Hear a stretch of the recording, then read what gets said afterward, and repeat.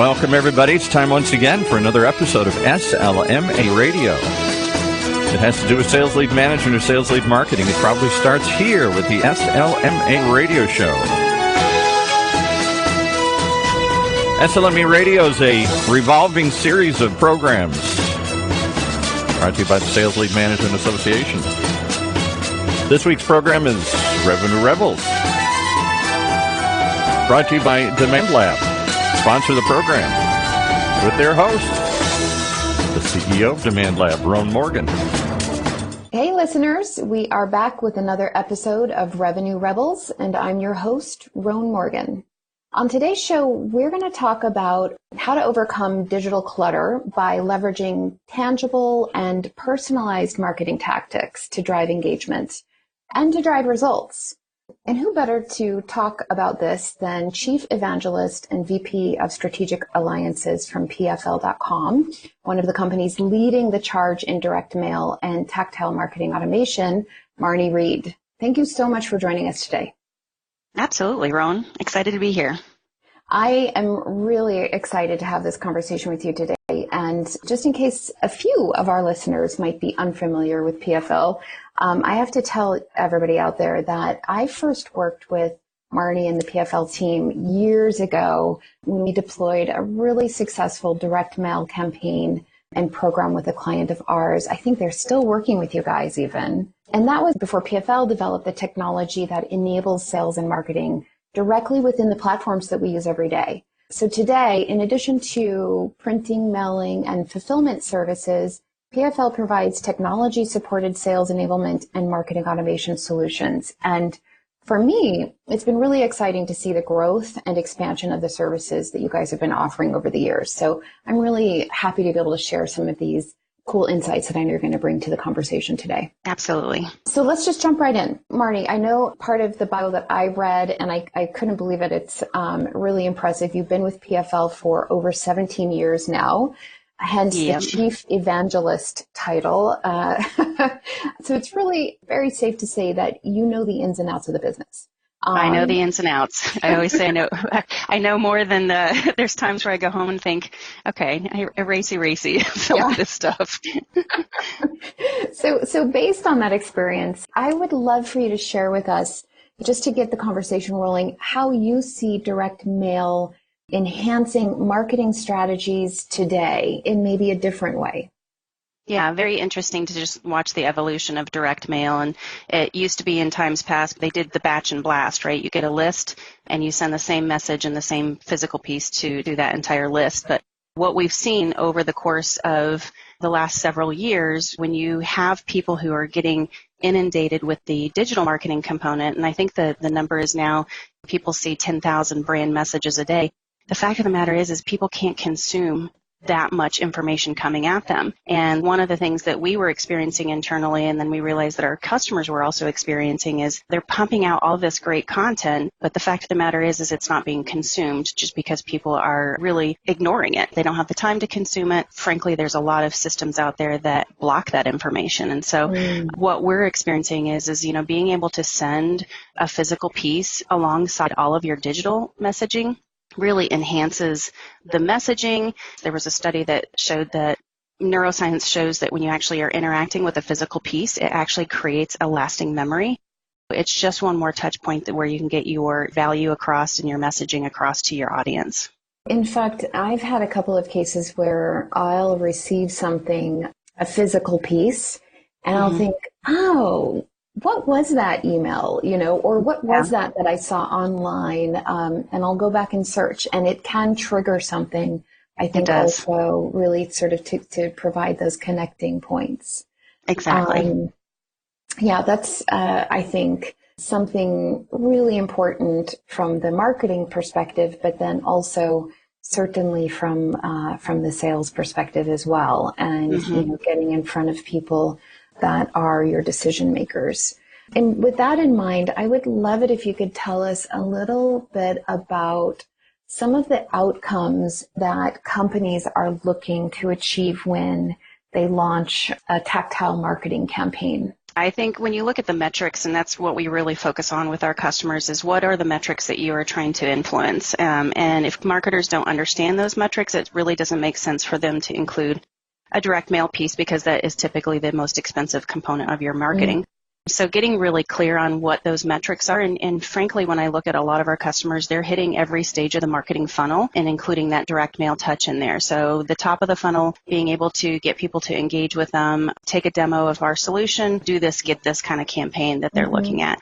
But I think even with those meeting makers or the demos, it's something that you still have to be really analyzing what is the messaging that you're putting in there and making sure that you have something that you're providing value to your audience. Our customers are not seeing success with gimmicky marketing. It used to be that you can send these cutesy little pieces or, the latest technology gadget. You have to do more. Our audience is expecting more out of us. And frankly, someone's not going to buy your software solution if you're just sending, their favorite football team socks or something like that. You need to be actually saying, here's the problem that I think you have, and here's how I can help solve that problem. So really getting that engagement, really just increasing the digital marketing effectiveness is what they're seeing. So in terms of the value, and I think that's something that we talk a lot about, right, in marketing now is, every piece of content, every single engagement, everything that we do, it's about providing value for clients or for the prospect. What are some of the pieces that or I guess if you could provide some examples of the pieces that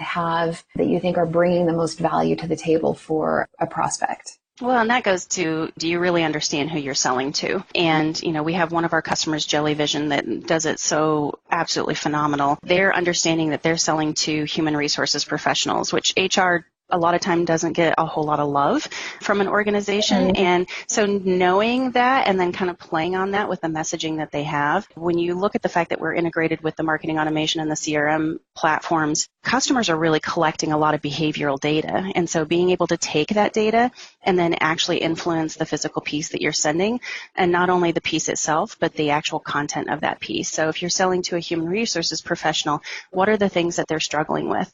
Also, is there a way that you can do it, looking at the emotions that you're pulling on with that? Is it something that you want to show them some love because no one else does? Or is it something that you want to say, here's the pain points that I know you have as an HR professional, and here's how we help solve those? So it's really taking all of this data that you're collecting and having it infused into the printed piece. And the printed piece, frankly, doesn't have to be that expensive. Jellyvision's first touch point is a printed map. It's taking the HR professional on a journey, but it's adding also their personality. And so the sales rep that belongs to that account, it's really saying this is who your sales rep is, but this is what he likes. He likes, a nice piece of steak and a glass of wine. So it just kind of infuses that personality a little bit.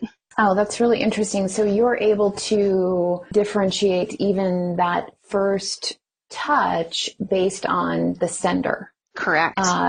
Sort of a way of introduction. Yeah. Very interesting. So then how does that happen? I know that you guys have some technology in play now.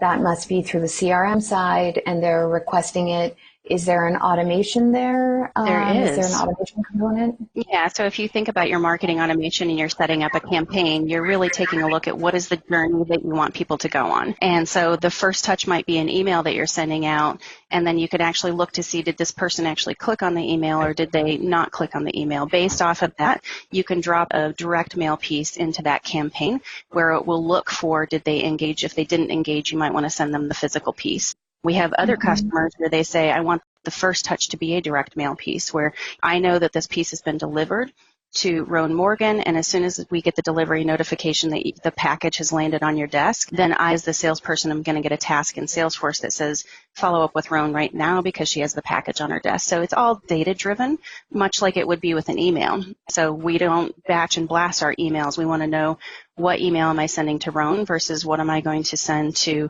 Hannah, based off of their titles, based off of their engagement with us. Are they a decision maker? Are they an influencer or a champion? And those are all pieces of data that we can say, if Rhoan is the decision maker, I'm going to send her this piece at this point in time.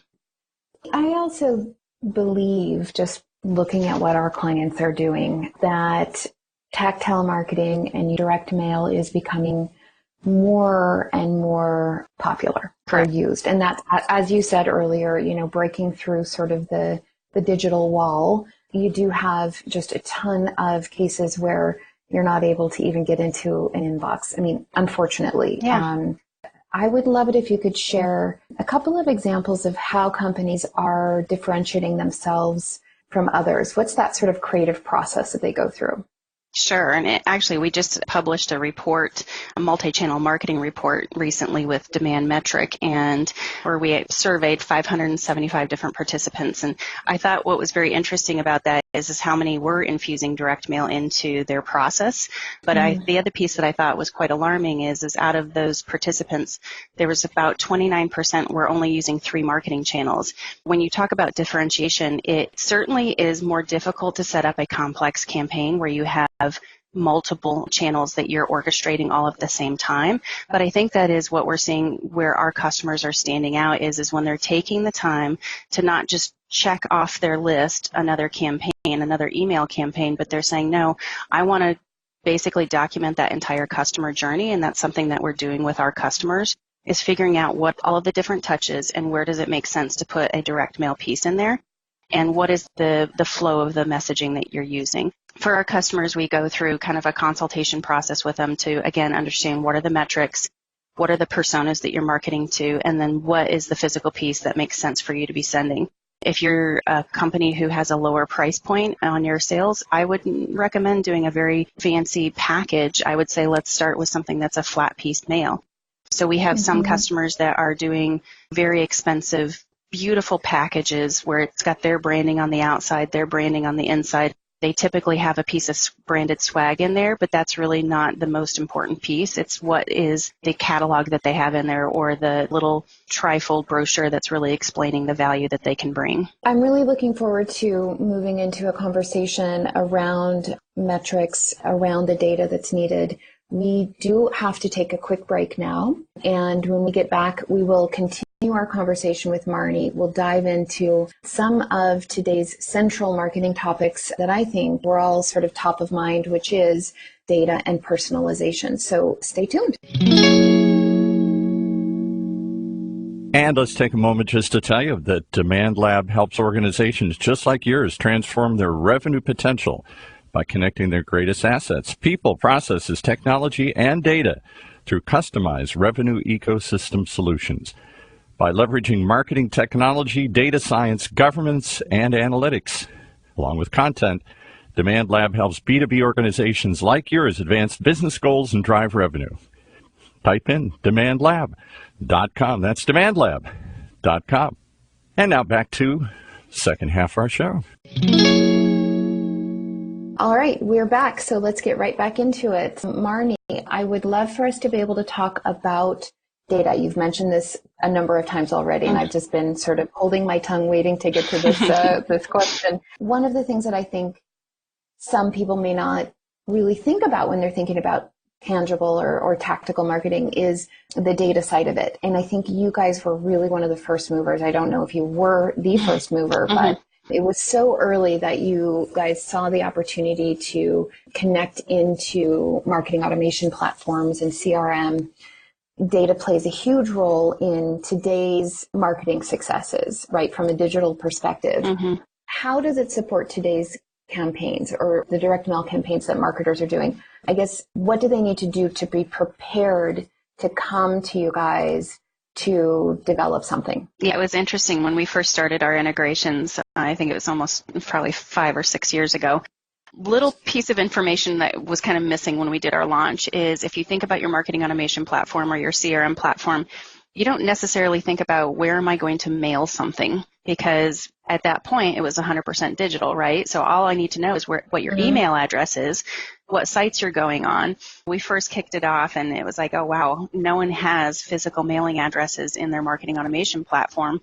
And then the other piece of data that I thought was kind of interesting is if you are selling into the B2B side of things, how do I know that Rhoan is in this office if there's multiple offices for her company? And so those are the pieces of data that we help our customers really figure out is, first of all, do they know who they're selling to? So you have to know who your ICP is, and then within that, you have to know who your personas are. Do you have the correct information to actually identify those in your marketing automation platform based off of title, based off of geographic region?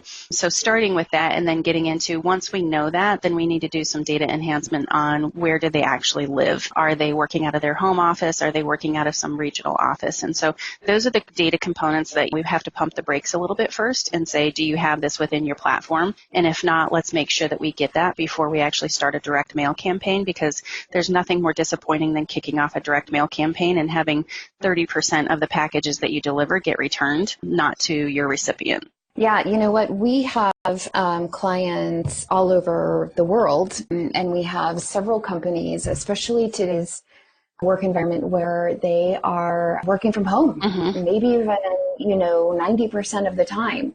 I had a case where we sent some chocolates to somebody, and we sent it to her office. It turns out she goes in once a month. So, somebody else enjoyed those chocolates. Yep. And I emailed her and I was like, why haven't I heard from her? She was somebody that we knew. And so I think that's a tough one. So having everything up to date and really understanding can be a bit of a manual process at the beginning, correct, I suppose. But at the end of the day, really worthwhile, because the results are the proof is in the results that the people are getting. Correct. Do you have any metrics that you can share in terms of the return on investment or the return on what the marketers or what even your sales partners, because I know that you work with sales teams as much as you work with marketing teams. What are they seeing? Probably one of my favorite stories is with a company called Invoca. So they've been a long-term customer of ours. They were also a company that they were doing take a demo and we'll give you a $50 Amazon gift card. And they were doing that all via email, and they were seeing about a 1% response rate. They came to us and said, we need to increase our response rates. This is just not acceptable, and this is not going to grow our business. What can we do? So we took essentially the very campaign that they had via email, and we turned it into adding a physical component to it. And what it was a really nice white box that had Invoca branding on the outside. On the inside, there was a tray that held a not very expensive branded calculator and branded pen. But off to the left-hand side, there was actually a little bit of an attribution worksheet that said, and I love the messaging around it because it infused an emotional response. So it said, how much revenue from paid search are you missing out on? Kind of has that fear of loss language there, which I think is definitely very compelling. It gives them the calculator and the pen to actually do this attribution calculation. But tipped onto the inside of the box was a $50 Amazon gift card. And the whole purpose was take a demo and we'll give you the gift card. So automatically someone says, oh, I don't want to miss out on revenue, but I just got a $50 Amazon gift card. So they peel the gift card off, and on the back of it says, take a demo and we'll actually give you the $50 gift card. So I kind of feel like I gained something and lost something quite quickly. So with the sends that they did, they actually saw a jump from 1% response rate to 22% response rate. So huge lift for them. It was about $300,000 worth of net new revenue that they gained from that. That's really exciting. I must say, I think that we get a lot of those demo requests, emails, daily. You get at least, half a dozen. And so this is an important way of differentiating. Yeah. And it doesn't sound like that has to be, a really costly investment. It doesn't. If you look at that, someone's probably not going to keep the pen or the calculator because it's not like they were these fancy pieces. But I think what it was just an opportunity to get your foot in the door. The other component that I didn't mention there is one of the things that really drove that significant response rates is the fact that we knew, since we FedEx those, we knew within 15 minutes when those packages actually arrived on someone's desk. And then it would trigger a notification to their sales rep to actually do that follow-up call, which is, you can imagine if you're sitting here with an Invoca branded box and all of a sudden you get a call from Invoca, kind of the whole idea around reciprocity where I'm going to respond to you. Well, so one of the things that I've been thinking a lot about lately, and I think we talked about this during one of our earlier calls, is personalization. There's certainly this way of being able to, we can put our logos on things and we can brand things with our own colors and we can send a lot of swag out. I'm wondering if there are ways that you've seen clients take personalization to the next level. And sort of like that earlier story where it was, what does a salesperson like, a steak and a glass of wine, or a hoagie and a glass of beer, or whatever on the map that you sent out. Is there a way to do some personalization that is more targeted to the recipient? So their name, their company. Is there another way of sort of bringing it over to that level or that stage? Yeah, that's actually where we're seeing a lot of our customers go is even on the package itself. So if you had a package that arrived that said Rhoan and then something, but the actual box itself had your name on it, that is one area that we've seen a lot of success where it just has such an impact where you're thinking, how do you do this at scale? How do you have someone's first name actually on the package? And the other piece that we've been talking about and we've seen some customers do really well, which is if you are going to send swag, can you actually put that person's name on the swag? So it might have your branding or maybe even has the customer's branding on there. So it has their logo versus your logo. Mm-hmm. And you have to think about the staying power is what is actually going to stick in their memory and inspire them to actually reach back out to you. So there's so many opportunities for us to be able to have something that's co-branded where it's not just my logo, but it's also your logo, and really telling that compelling story of how do we partner together. It's funny because we market as Demand Lab to marketers. Mm-hmm. And I am a marketer, so I know that we are the toughest people to market to because we're doing it every day. And one of the things, it's actually, we did this with you guys, and this was the box that we put together for change agents. And when we sent that out, we also used first names and personalization. And one of the things that was really exciting for me is that we went to visit the SVP of marketing for an enormous company and client of ours. And I saw the box still sitting on her desk. Yep. To me, that was fantastic because it meant, one, that it was keepable. It was something that was like, this is interesting. And then also as a marketer, and these are people that you're also selling to, it's a great compliment. Yeah. Exactly. So. If you're helping them become a better marketer by, through your own marketing, and they say, hey, how do I do this? And one of the things that we see here at PFL is people just replicating our own campaigns, and to a T where a customer comes in and says, hey, you just did this. I saw this experience. I want to do the exact same thing. And you're thinking, well, differentiate yourself a little bit. It's also like it's a sign of flattery that they're trying to just copy everything that you're doing. All right, so we're going to come to a close. I have one quick question just around the end of the year. This is a time when a lot of people start sending out a lot of direct pieces and, sending out holiday packages and that sort of thing. But what are some of the things that you're seeing companies do this year in terms of personalization or tactile marketing? Well, and I think if you think about the holidays, it's all about previous campaigns. I say, hey, don't get too cutesy, and it's really not about the gifting. It's really about the value. But I think this is the time of year where people kind of expect something that's a little nicer. And it doesn't have to be expensive, but it's really more of I'm thinking of you. You actually add value. Our partnership means something. Our relationship means something. And so I would say what I'm seeing is customers are moving away from doing their own branded swag this time of year and really thinking about things that will have more of an emotional response. And so, here at PFL, we love to send things that are Montana-based because that's where our headquarters is. It's something that showcases our personality and who we are, but it's also something it's kind of a nice thank you for working with us. Thank you for being with us. Yep. And I always tell people stay away from some of the food products that are, everyone gets chocolates so can you do something that is not going to make you blend in with everybody else, but it's unique and really tells a little bit more about who you are. All right. One final question as our time comes to a close. What are a few best practice tips that you'd like to share with companies that are looking to implement direct mail campaigns? Absolutely. And I think before getting even into direct mail, you have to look at what is your relationship between marketing and sales. And so often I see marketing teams that will launch campaigns in a silo and not bringing their sales org alongside of them. Mm-hmm. And what happens is marketing thinks that they're doing a great job by getting these campaigns out the door and activated. And then all of a sudden sales feels like they didn't participate in the conversation and they're just going to basically dig their heels in and not participate. I would say the more you can bring your sales org into the conversation and actually get ideas from them, because they're, at the end of the day, they're the ones who are actually talking to the prospects and talking to the customers. Exactly. And so they have ideas. They may not be marketers, but they have ideas on what can work. Do some beta tests with them, because that level of engagement from them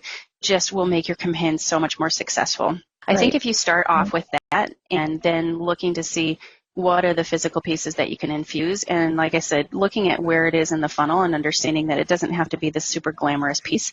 And sometimes getting some of these, the highest expensive tech gadget that's out there, it's not going to move the needle enough. You have to be looking at what your content is and what your message is and the value that you're providing to your audience.